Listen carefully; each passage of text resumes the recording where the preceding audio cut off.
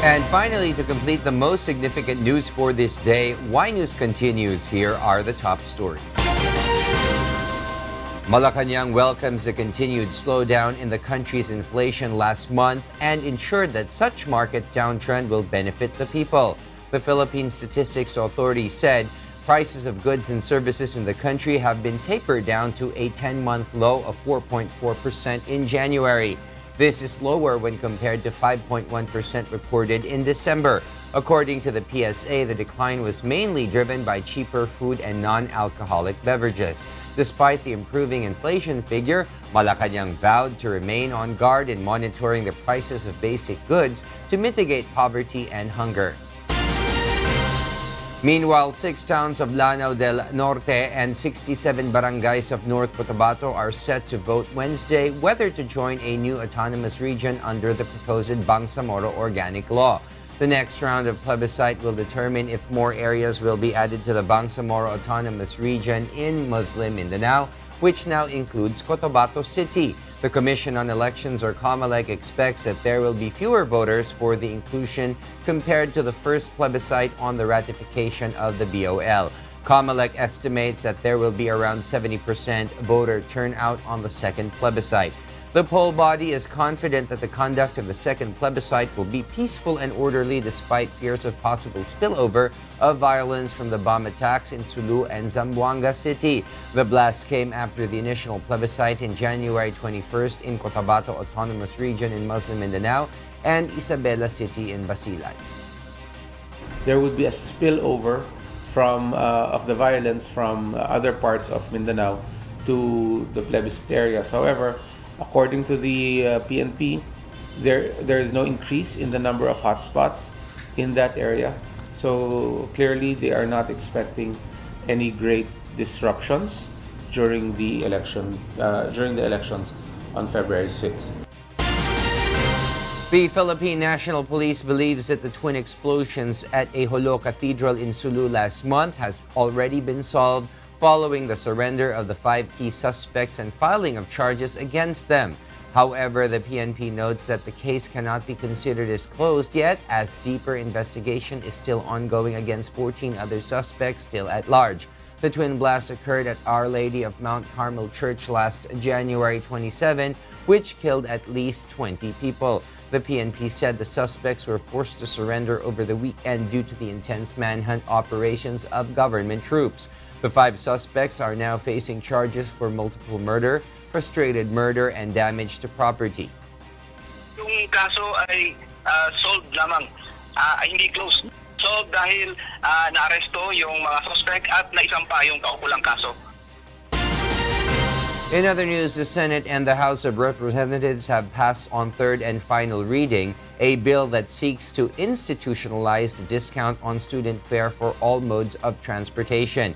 If enacted into law, students will soon enjoy the 20% discount on fares every time they use public transportation, such as public utility jeepneys, taxis, and other similar vehicles for hire, tricycles, passenger trains, aircraft, and marine vessels for the entire time that they are enrolled.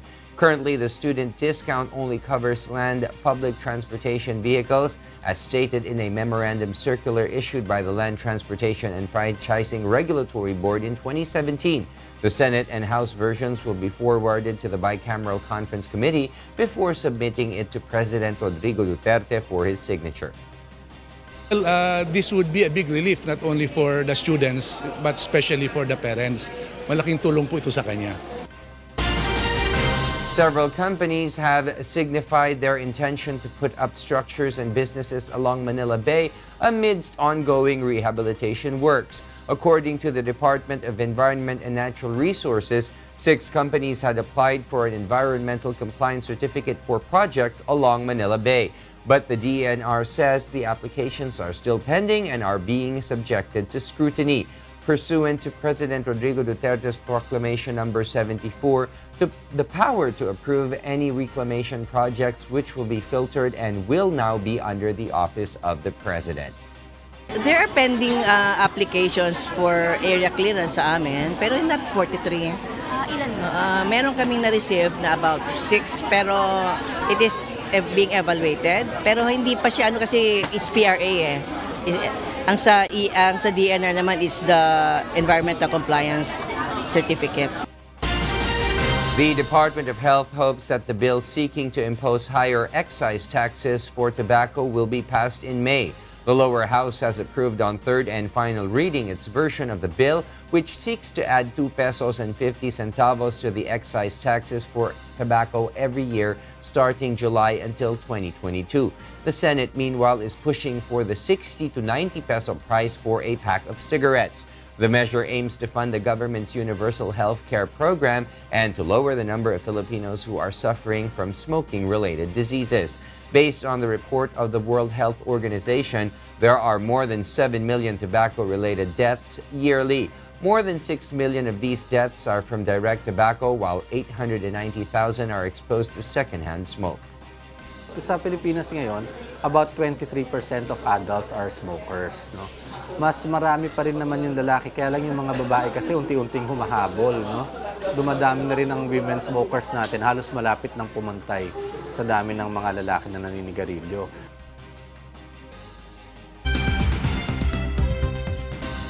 And for the news abroad, here's Kath Dumaraos live from Bangkok, Thailand. Kath, good evening. Okay, we'll get back to Kath later. Meanwhile, embattled Venezuelan President Nicolas Maduro has dismissed the demands of the European Union and other nations to call for fresh elections. This despite the EU's move to recognize self-declared interim presidency of opposition leader Juan Guaido. Stephanie C. tells us why.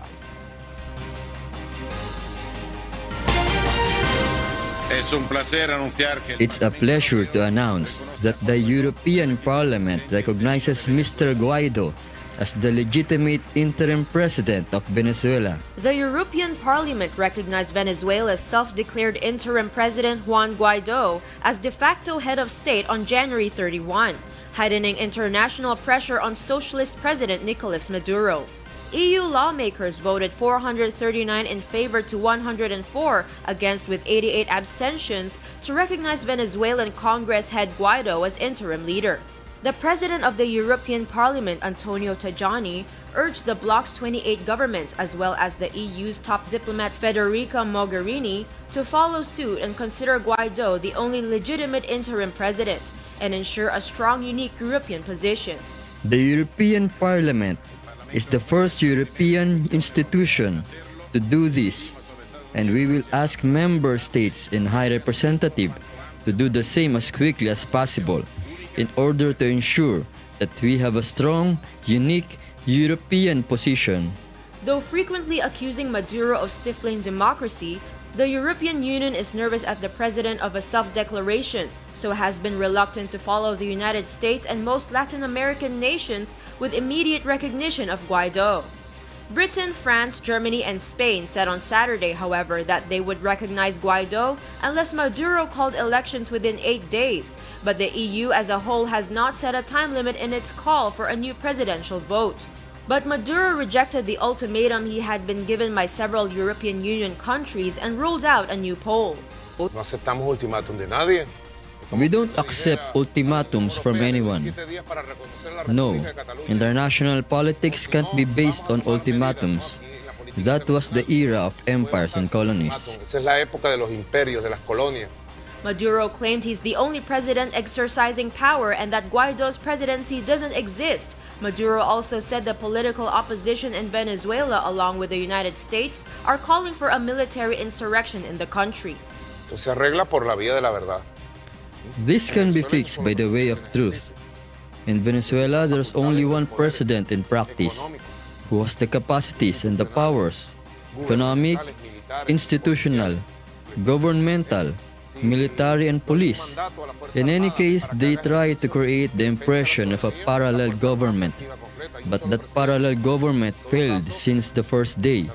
It doesn't exist in Venezuela. Impresión de gobierno paralelo. Maduro said in an interview with Spanish TV show Salvados last week that the risk of civil war in Venezuela depends on the level of madness and aggressiveness of the Northern Empire and its Western allies. Maduro also called on Guaido to hold a face-to-face conversation with him. Que la piense bien lo que está haciendo. He should think well about what he's doing. He's a young man with a lot of years of fight ahead. He shouldn't hurt the country anymore. And that if he wants to contribute to anything, to sit at a table, to have a face-to-face conversation, direct. Politics is not a child's game. Politics at government levels and states demands a lot of responsibility and sensibility. A lot of responsibility. Stephanie C., UNTV News and Rescue. Exige mucha responsabilidad, mucha sensatez. Meanwhile, U.S. President Donald Trump is currently preparing his speech for the State of the Nation address he is set to deliver on Tuesday in Capitol Hill. According to an excerpt released by the White House, Trump is expected to mention in his speech the political division in U.S. Congress and to urge Democrats and Republicans to break decades of political stalemate. A senior administration official also told media on Friday that Trump will also call on Congress to send him legislation to fund infrastructure projects, to update lawmakers on China trade talks, and urge them to approve his trade pact with Canada and Mexico that would replace a North American free trade agreement. Trump is also expected to tout Dow performance and jobs growth in the U.S. in his State of the Nation speech.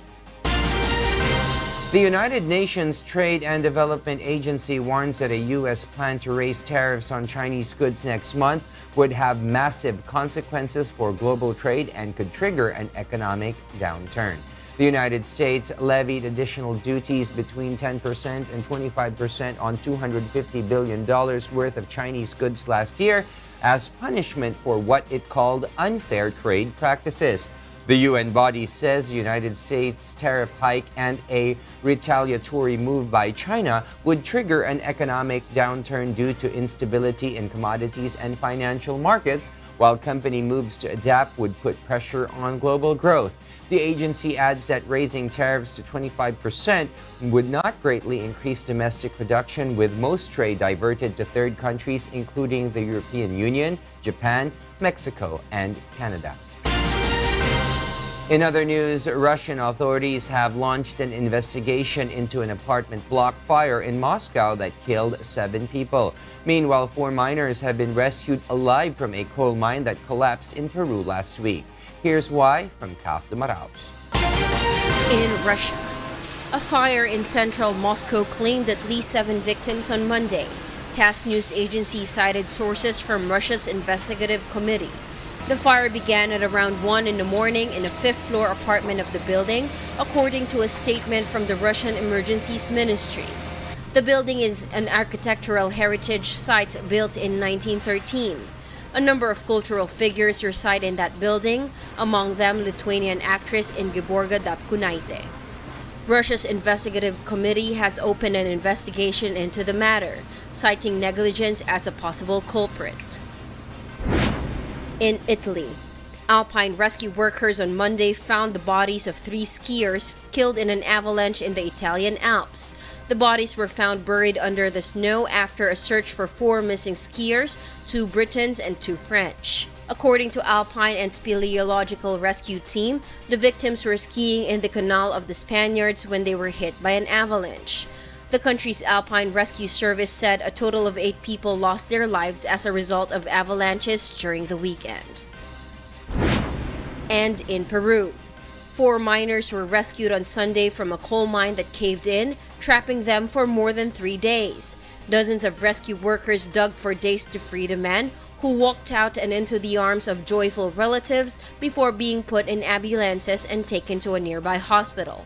The miners became trapped on Thursday after a collapse in the Pampamhuay mine in Oyon, around 250 kilometers northeast of the capital city of Lima. This is the start of the rainy season in the Andes, which makes landslides and cave-ins more likely. Kat Dumaraos, UNTV News and Rescue. New England Patriots quarterback Tom Brady and his MVP teammate Julian Edelman were honored at Disney World on Monday after their team's Super Bowl win over the Los Angeles Rams. The pair served as honorary grand marshals in a parade with confetti and signature Disney characters. Super Bowl MVPs have been making the trip to Disney World since 1986. Brady was most recently honored there in 2004. We love you guys. Thanks for all your support. What a year.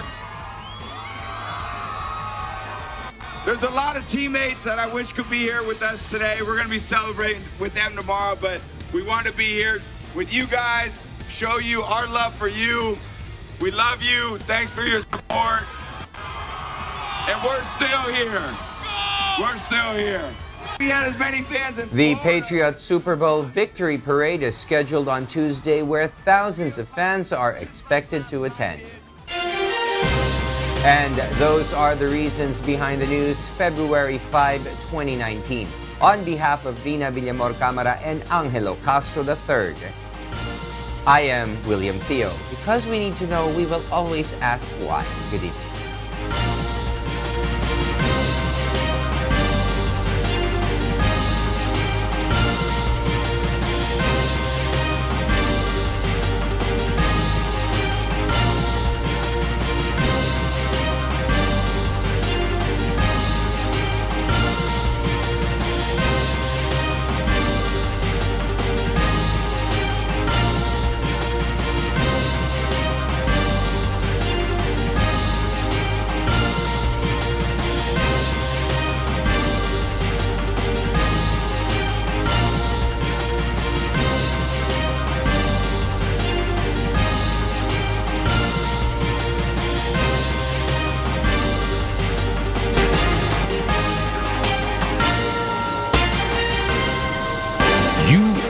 UNTV, your public service channel.